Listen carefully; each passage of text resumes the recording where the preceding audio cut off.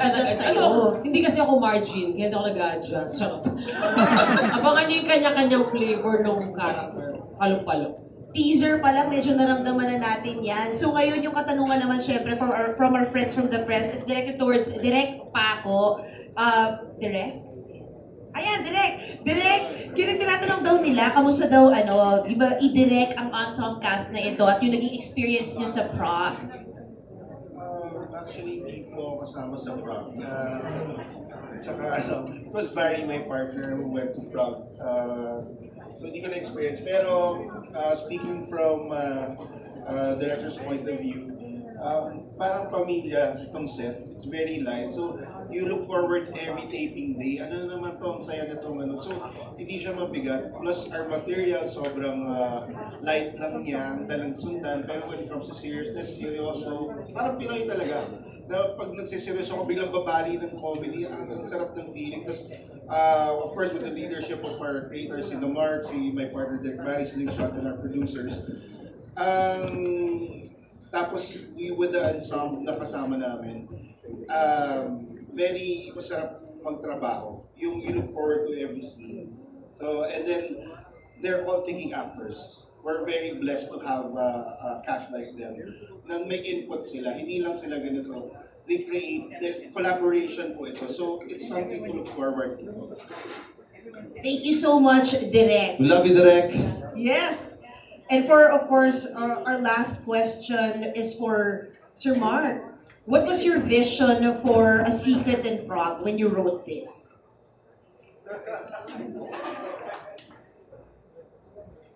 Actually, the bigger story and is may creative credit dito si Ken because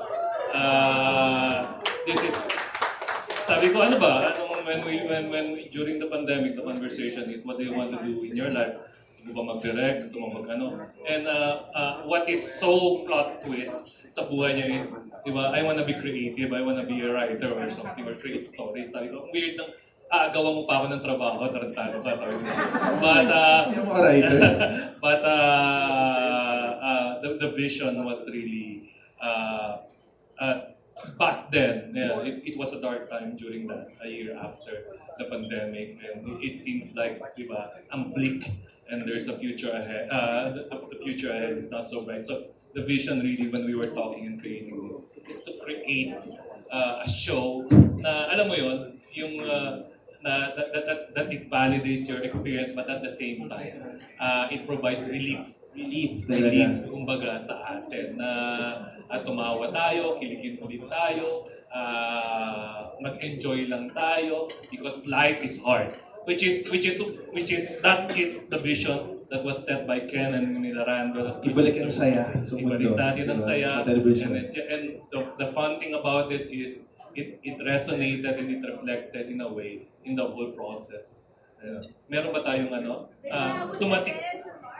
Dumating na ba si ano? Okay, so but that's it. That's the vision to provide a show that can provide relief for our Filipino. So, perfect timing niya sa mga nagaganap din ngayon. Kailangan natin itong breather entertainment na ito. At eto na nga, syempre, before we wrap this up, kailangan nating palakpakan po dahil humamo si Sir Joel Torres! Napaka-crucial na part din po ng A Secret in Prague. Sir Joel, kayo po ang head ng anong ahensya? GH? Global Agency for Government Operations, or in acronym GAGO. Hindi naman kami lahat GAGO, pero member lang kami ng GAGO Association. Hi, hello, sorry I'm late, but just came from another meeting which was very important. That's for the next topic, and it's good to be here sa A Secret in Prague. May hinuli daw sila sa Prague, ewan ko sino. Saktong-sakto, di ba? Meron ka? GEGO din po ba nakahuli? Kami yun. Oo, kayo yun. But thank you so much for joining again. Ito po, meron tayong time po no, to have a round table with the whole cast and of course the production of A Secret in Prague. But please, may I invite everyone again to go at the center of the stage for the final photo opportunity.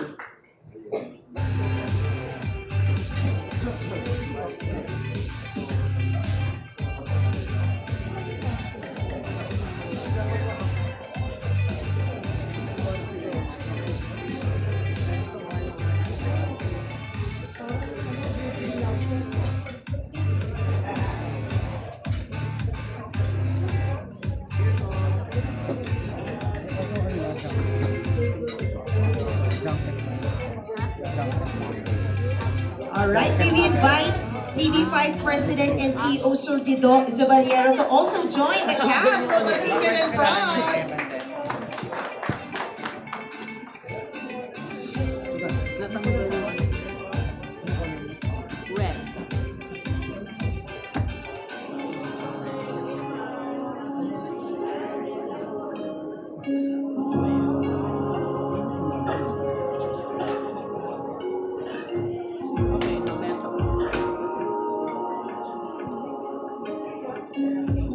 Alright.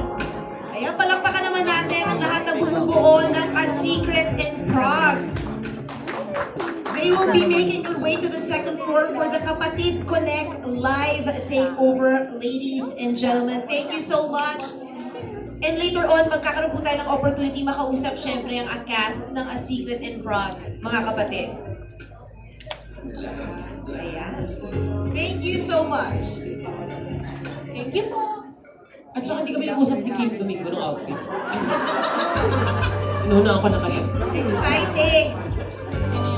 Bye. Maraming salamat po. Congratulations. Ang A Secret in Prague mapapanood po sa Netflix sa April 24 and the following Monday sa TV5 po. 25 is the final date for Netflix. And of course, the Monday after is 24, ayan, totoo na po to. April 24 sa Netflix, mga kapatid, at TV5 po the following Monday after at 8 p.m. Mondays to Fridays po yan sa TV5. That's it for A Secret in Prague. Mamaya-maya huwag kayong mag-alala, makakausap niyo pa po ang cast at lahat po ng bumubuo ng A Secret in Prague. But before, ladies and gentlemen, we start the second part of the program. Let me ask some of our friends from the press. Ayan, may mga mic ba, mga kapatid natin sa press? Sino ba ang tingin nyo? Sino si Agent 5? O go TV5, sino? Si Andrea! Si Andrea, tingin nyo? Andrea! Si Enrique? O si Andrea? Martian! Diretso si Mark Ian. Bakit mo sa akin pinapasa? Wala sa akin yung 3,000 nasa likod. Si Sir Dito, mamaya mag-ano yan. Kukuha niyan. Gusto daw nila marinig lahat nung ano, kung bakit tingin nyo, sino. Ayan, habang piniprepare natin ang ating second part of the program. Bakit tingin mo si Andrea? So, yun nga, ba't si Andrea yung ano ko, hula ko kasi, di ba nakasuot siya ng red? O, di ba? Yun lang, tapos parang mysterious something. Pero nabasa mo yung mga clues, di ba? Nandiyan sa iyong papel. So siya, sino pa ba? Hulaan pa daw natin. Tita Nets! Hi, Miss Shirley! How are you? Congrats! Ayan. Thank you! Of course, todo-todo. Tita Nets, sino tingin mo? Si Agent 5. Si Andrea nawawalan. Pero si Andy ang kutub mo. Ikaw, Tita P. Mukhang sila yung may tatlong. Kasi yung hula, yun na. Yun din. Ikaw, Ate Marlo.